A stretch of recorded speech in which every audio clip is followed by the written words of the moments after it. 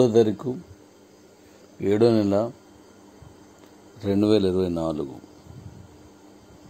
రెండవ పార్టు 25 సూత్రాల్లో రెండవ part release చేస్తున్నాను. ఇప్పుడు బీసీటీ రిలీజ్ చేస్తాం, డేట్ చెప్తాను. దానికి ముందు ఈ సూత్రాలన్నీ మనం తెలుసుకుంటే తర్వాత ఎలా చేయాలో తెలుస్తుంది. అందులో ఇదివరకు బీసీటీలో ఎలాగైతే ఎక్స్చేంజ్ ఫీ 2.5 ఉండేదో అమ్మకం వైపు కొనుగోలు వైపు అది అలాగే యథావిధిగా ఉంటుంది. అందులో బీసీటీలో అలాగే నడుస్తుంది.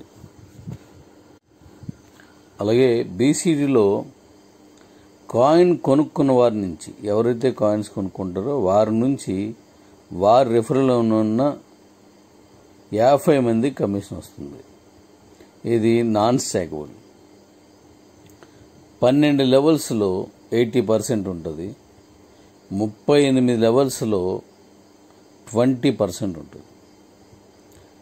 12 లెవెల్స్లో నాన్ స్టాకబుల్ 80% వస్తుంది. 38 లెవెల్లో 20% వస్తుంది. ఇది ఒకటి. అలాగే ఇప్పుడు నేను చెప్పింది 4వ సూత్రము మరియు 5వ సూత్రం, ఇంకా 6వ సూత్రం చెప్తాను. ఇదేంటంటే బీసీటీలో కొనుక్కున్న కాయిన్స్ని డైరెక్ట్గా మైనీడ్స్లోనే వాడుకోవాలి. బీసీటీలో కొనుక్కున్న కాయిన్స్ని డైరెక్ట్గా మైనీడ్స్లోనే వాడుకోవాలి. తిరిగి మళ్ళీ బీసీటీలో రీట్రేడింగ్ చేయకూడదు.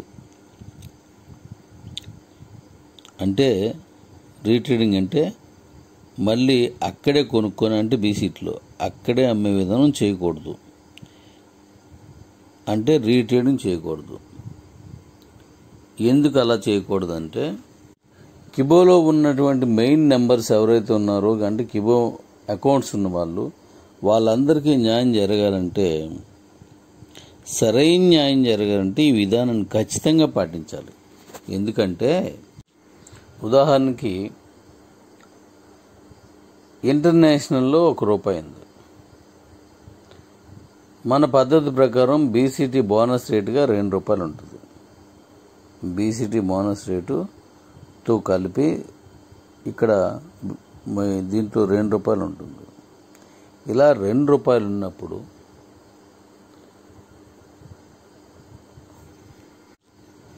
ఇలాంటప్పుడు అవుటర్స్ వచ్చి బీసీటీలోనూ ₹2 రేటు ఉన్నప్పుడు కొనేసుకొని కిబోలోనూ ఉన్నవాళ్ళు కాకుండా వీళ్ళు ఎలాగ అమ్ముకోవచ్చో కాయిన్స్, దానివల్ల ప్రమాదం ఏంటో చెప్తాను.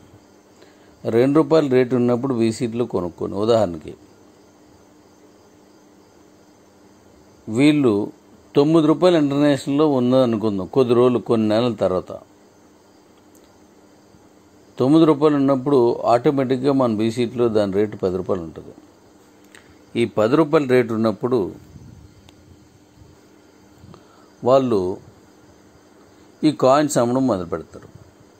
వీళ్ళు ఎలా ఉంటుందంటే అవుటర్స్ వస్తారు బీసీటీలు కొనే వాళ్ళంతా. మన వాళ్ళు ఒక్కరే ఉండరు, కిబోలో ఉన్నవనే ఉండరు.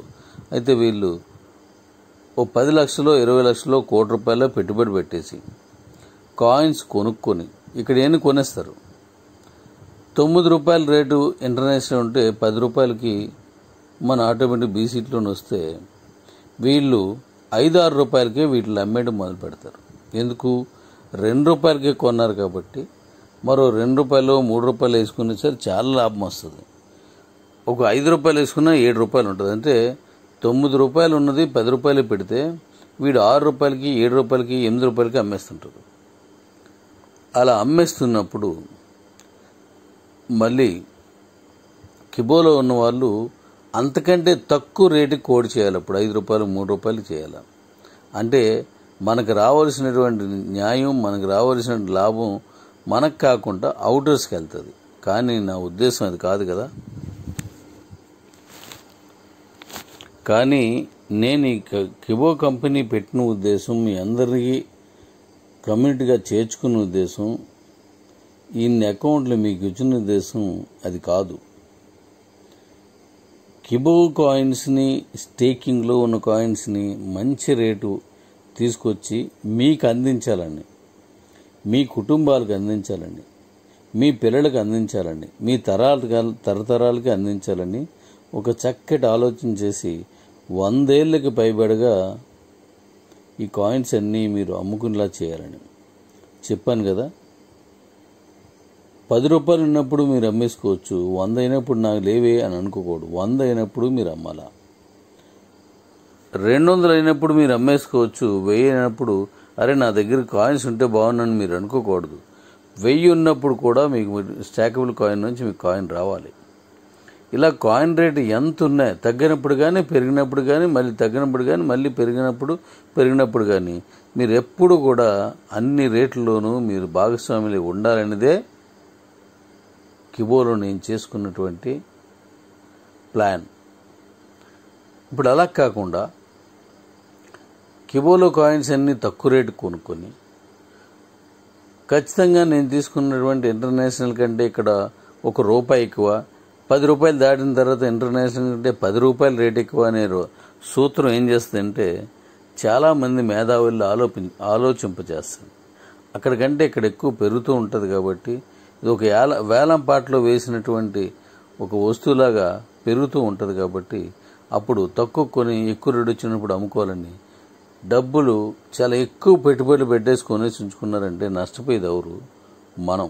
అంటే మన కాయిన్స్ మన దగ్గరే కొనుక్కొని బీసీట్లు కొనుక్కొని కిబో కాయిన్స్ కంటే తక్కువ అంటే మన కాయిన్స్ మళ్ళీ బీసీట్లోనే అమ్ముకుంటే కిబోలో ఉన్న వారందరికీ నష్టం జరుగుతుంది. అందుకోసమని బీసీట్లో కొనుక్కున్న వాళ్ళు రీట్రేడింగ్ చేయకూడదు.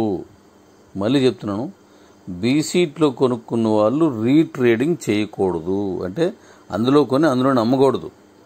బీసీట్లో కొనుక్కున్న వాళ్ళందరూ మైనీస్లోనే కరెన్సీగా వాడుకోవాలి. అలా చేయడం వల్ల ఈ మదుపర్లు లేని డబ్బున్న వాళ్ళు, ఈ పెత్తందారులు ఎవరు కూడా బీసీట్లో ఎంటర్ అవ్వలేరు. ఇంటర్నేషనల్లోకి వెళ్ళొచ్చు, అక్కడ పెరిగినప్పుడు అమ్ముకోవచ్చు, తగ్గినప్పుడు కొనుక్కోవచ్చు, ఇవన్నీ చేసుకోవచ్చు. కానీ బీసీట్లోనూ వాళ్ళందరి తాలూకు హవా ఉండకూడదు. అప్పుడు మనం ఎక్కడ రేటు బాగుంటే అక్కడ అమ్ముతాం కాబట్టి మనం మంచి లాభాలు పొందుతారు, మీరందరూ గొప్పోళ్ళు అవుతారు.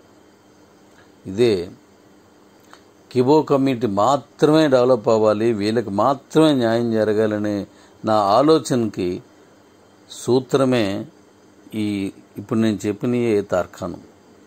మీరు బాగుపడాలి, మీరే బాగుపడాలి. అంటే ఎవరు? కిబోలో ఉన్న అకౌంట్స్ హోల్డర్స్. ఇప్పుడు కిబో కాయిన్స్ కొనుక్కున్న వాళ్ళందరూ వాళ్ళు బాగుపడతారు. ఎప్పుడు? ఇంటర్నేషనల్లో కానీ బీసీట్లో కానీ కొనుక్కొని ఇక్కడ మైనీస్లో కానీ అక్కడ ఇంటర్నేషనల్లో వేరే యాక్షన్ కానీ అమ్ముకోవచ్చు. కానీ బీసీటీ కాయిన్స్, కిబోలో ఉన్న కాయిన్స్ బీసీటీలో అమ్ముకునే హక్కు మీకు మాత్రం ఉండాలి. ఇక్కడ మరొకరు ఎవరు దీంట్లోనూ ఎంటర్ అవ్వకూడదు. అందుకనే మైనీడ్స్లోకి వచ్చిన వాళ్ళందరూ బీసీట్లు కొనుక్కోవచ్చు, కానీ బీసీట్లు కొని బీసీట్లు అమ్మకూడదనే సూత్రాన్ని తీసుకొచ్చాను. ఇది మీకు నచ్చుతుంది అనుకుంటున్నాను. నేను అవి పంపించినవి చాలా జాగ్రత్తగా చదువుకోండి, బాగా చదువుకొని అర్థం చేసుకోండి. హిందీ, ఇంగ్లీష్లో చేశాను. మీరు ఎవరైనా వీడియో చేస్తే దాన్ని బేస్ చేసుకొని చేయండి. నేను చెప్పిన విషయాలన్నీ చెప్పండి. Thank you. సో ఈ 25 సూత్రాలని జాగ్రత్తగా విని అర్థం చేసుకుని అందరికీ చెప్పండి. ఇప్పుడు రిలీజ్ కాబోతున్న మైనీడ్స్ గొప్పగా మార్చొస్తుంది. మళ్ళీ చెప్పాను, మళ్ళీ చెప్తున్నాను. ఈ 25 సూత్రాలు ఇండియాలో మన కాయిన్ నెంబర్ 1 చేస్తుంది. అలాగే ప్రపంచంలో కూడా మంచి పొజిషన్ తీసుకుపోతుంది. మీ అందరికీ ఎంతో మేలు జరుగుతుంది. దీని మీద మీరు ఆలోచించుకొని ఉండండి. త్వరలో నేను ఓ గొప్ప విషయాన్ని, ఓ మంచి విషయాన్ని, మీ అందరికీ నచ్చే విషయాన్ని నేను చెప్పబోతున్నాను. ఈ సూత్రాలన్నింటినీ జాగ్రత్తగా చేసుకోండి. మైనీడ్స్లో అనూహ్యమైన మార్పులు తీసుకొస్తున్నాను. ఈ 25 సూత్రాల్లోనే మొత్తం మన అందరి జీవితాలకి అద్భుతం జరిగే విధంగా రాశాను. Thank you all. గొప్ప వార్త కోసం ఎదురు చూడండి. Thank you daddy's. ఒక విషయం మాత్రం జాగ్రత్తగా అర్థం చేసుకోండి డాడీస్, అద్భుతాలు ఎప్పుడు రాత్రికి రాత్రి జరగవు. గొప్ప గొప్ప కంపెనీలు, ఎన్నో గొప్ప చరిత్ర కలిగిన వ్యక్తులు, సామ్రాజ్యాలు, లేకపోతే పెద్ద పెద్ద కంపెనీలు రాత్రికి రాత్రి ఎప్పుడు గొప్ప అవ్వలేదు. సంవత్సరాల తరబడి శ్రమించి ఒడిదుడుకులు చూసుకొని కష్ట నష్టాలని ఓర్చి ఎదురు చూసి సానుకూలమైన వాతావరణాన్ని క్రియేట్ చేసుకొని ఎదిగి అంత గొప్ప అయ్యాయి. కాబట్టి వెంటనే ఏదో జరిగిపోవాలని మాత్రం ఆశతో చూడొద్దు. అలా ఎన్నో కంపెనీలు వచ్చి ఏదో చేద్దామని చెప్పేసి వాళ్ళు పరిగెత్తారు, మనల్ని పరిగెత్తించారు, తిరిగి మళ్ళీ మన కంపెనీలోకి వచ్చి కూర్చున్నారు, లేదా వేరే కంపెనీకి వెళ్ళి కూర్చుంటారు. మన కంపెనీలు ఏమయ్యాయంటే ఎవరికి అడ్రస్ తెలియదు. నేను ఎవరిని కించపరిచే ఉద్దేశంతో అనలేదు. మన కుటుంబంలో ఉన్న వాళ్ళందరూ ఆలోచించండి అని చెప్తున్నాను. మనం స్థిమితంగా ఉండండి అని చెప్తున్నాను. మీకు 1 year పైబడి మన కిబోలో అనుకున్న ఆ ఫెచ్చింగ్, ఆ మ్యాజిక్ జరగలేదు. అంత మాత్రాన నిరాశ పడొద్దు. ఇప్పుడు ఆ మ్యాజిక్ జరిగే సమయం వచ్చింది, ఇప్పుడు జరుగుతుంది. దానికే పునాదులు ఇప్పుడు వేస్తున్నాను. చాలా మంచి అద్భుతమైన విషయాలు మీరు వినబోతున్నారు. జీవితానికి ఓ చక్కటి దారి, గమ్యం కనబడుతుంది. కష్టపడి ఆ రోజు ఎవరెవరైతే పనిచేశారో, ఎవరెవరైతే అహర్నిశలు పనిచేశారో, ఎవరెవరైతే కిబో నాది అనుకుని ప్రాణం పెట్టి పనిచేశారో, ఎవరైతే కిబోని శరీరంలో కలిపేసుకున్నారో వాళ్ళందరికీ అద్భుతమైన టీంలు వచ్చాయి.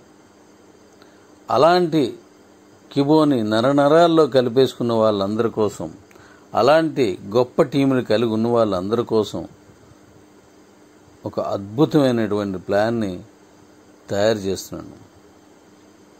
అది అంచెలంచెలుగా అద్భుతాలు సృష్టిస్తుంది.